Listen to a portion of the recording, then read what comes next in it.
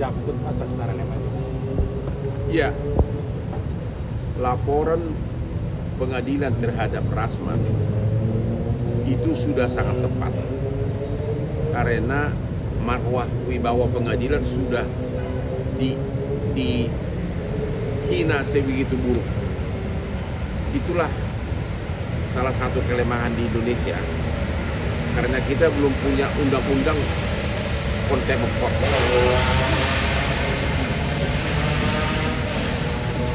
Kalau itu terjadi di Singapura, ya, atau di Inggris atau di Amerika, hakim berhak langsung perintahkan dari meja sidang tahan tanpa ada BAP segala macam.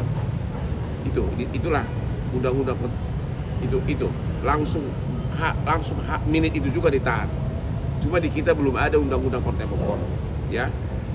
Saya sungguh tidak bisa menerima akal sehat. Sungguh sangat tidak berakal sehat seorang pengacara yang sedang diadili nasibnya di tangan hakim, tapi kok dia begitu teganya bilang hai koruptor katanya terhadap hakim. Terus ada lagi itu yang nggak jelas kelakuannya itu si Firdaus. Belum pernah dalam sejarah peradilan Indonesia pengacara pakai jubah naik ke meja. Di mana otaknya itu si Firdaus tiba-tiba bilang saya nggak sadar tiba-tiba kaki gua ke meja. Jadi benar-benar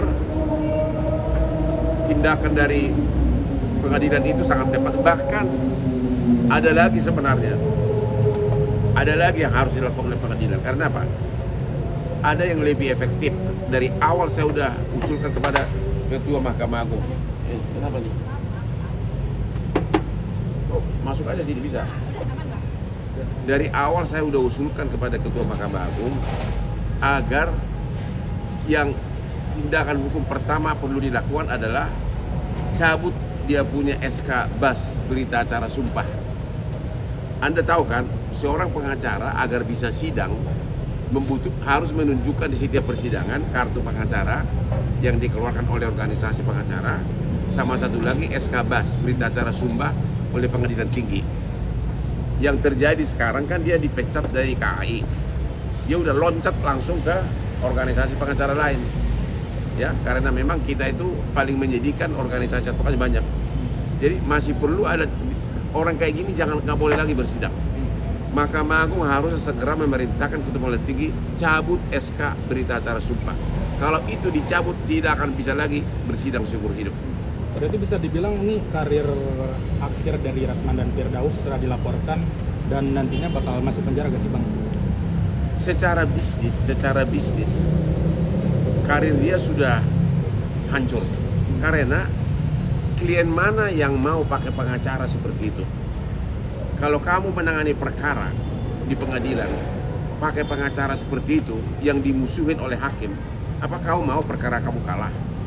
Dari segi de facto bisnis, saya yakin klien dia akan kabur semuanya. Ya. Tapi dari abang sendiri, dari langkah PN Jakub ini kan nantinya gimana sih Bang kalau proses sidang nantinya tanggal 20 kan, sedangkan Rasman sudah dilaporkan gitu. Ya tetap persidangan jalan, ya, karena SK BAS-nya si Firdaus kan belum dibatalkan oleh Mahkamah Agung, dia sudah loncat ke organisasi pengacara lain, sangat menyedihkan, ya.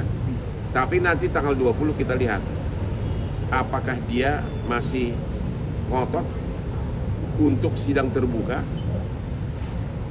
apakah dia akan marah-marah lagi. Kalau marah-marah lagi harusnya polisi bisa langsung menahan karena itu sudah ibarat OTT itu loh, ya. Yang saya tidak bisa mengerti, masa hanya gara-gara sidang tertutup dia marah-marah?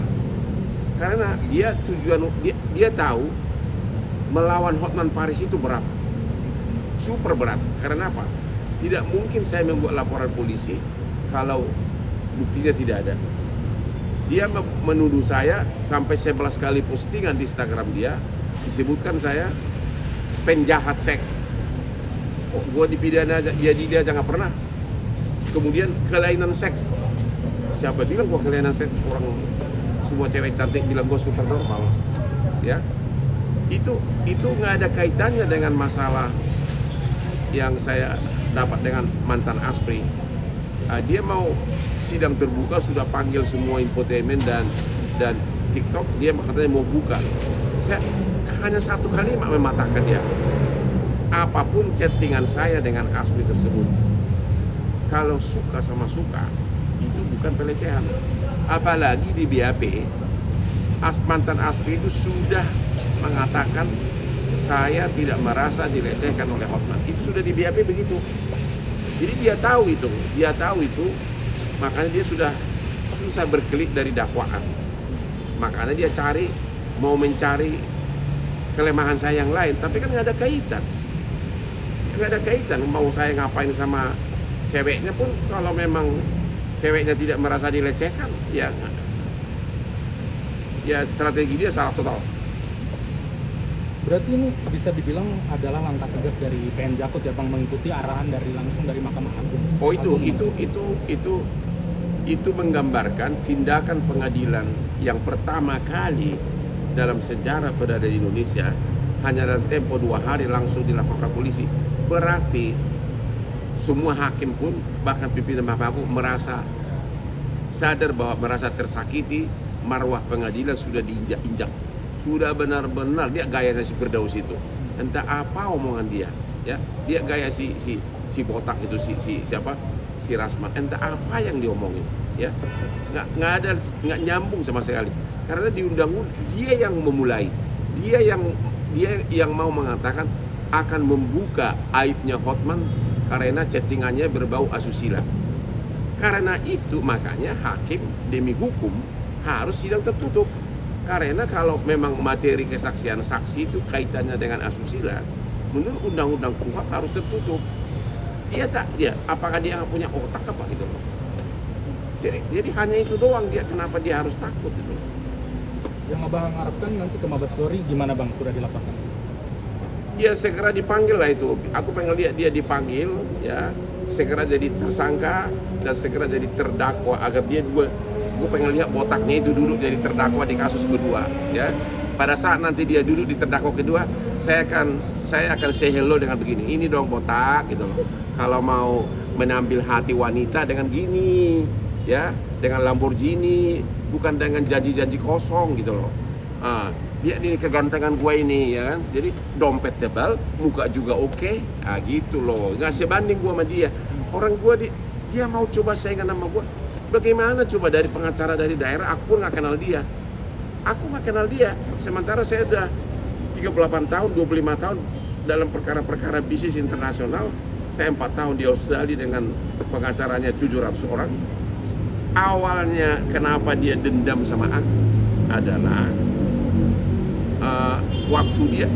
dulu kan Broter Richard Lee kan ditahan gara-gara kasus laporan Kartika Putri di Polda Metro. Kemudian pengacaranya itu adalah si Rasman. Tiba-tiba Rasman dipecat oleh Richard Lee. Sesudah dia dipecat beberapa hari, Richard Lee datang ke kantor gua untuk bikin postingan tentang skincare karena aku dikasih saham untuk promosi. Begitu postingan kami tayang, langsung dia hubungin saya. Kamu rebut klien gue ya? Katanya. Ya, saya nggak rebut dia. Richard Lee bukan klien saya bilang. Lagi pula kalaupun benar, saya kiranya benar, emang kenapa? Kan haknya klien untuk pindah pengacara. Sejak itulah dia langsung campaign kemana-mana musuhan sama aku. Begitu dia dengar ada Aspri saya yang ngeluh, pengakuan Aspri ini begini. Begitu dia dengar ngeluh, hari pertama manajernya Rasman hubungin terus si cewek ini, si Aspri. Dijanjikan akan ada pekerjaan. Nggak disebutkan ditawarkan jadi pengacaranya. Sesudah ketemu yang kedua barulah ketemu, dan dari awal si Rasman itu sudah nge-frame, sudah diarahkan agar kasusnya seolah-olah saya itu penjahat seks gitu loh. Seolah-olah saya itu ada kelainan seks. Itu pengakuan Aspri itu di BAP loh, di dalam di TV juga begitu, diarahkan begitu. Dan sekarang si Aspri itu menyesal. Jadi dia tahu itu saya udah ada bukti semuanya, makanya dia cari kelemahan gue yang lain, ya. Jadi kalau Rasman mendengar ini, emang lu nggak tahu gue itu punya harisma. Kenapa punya harisma?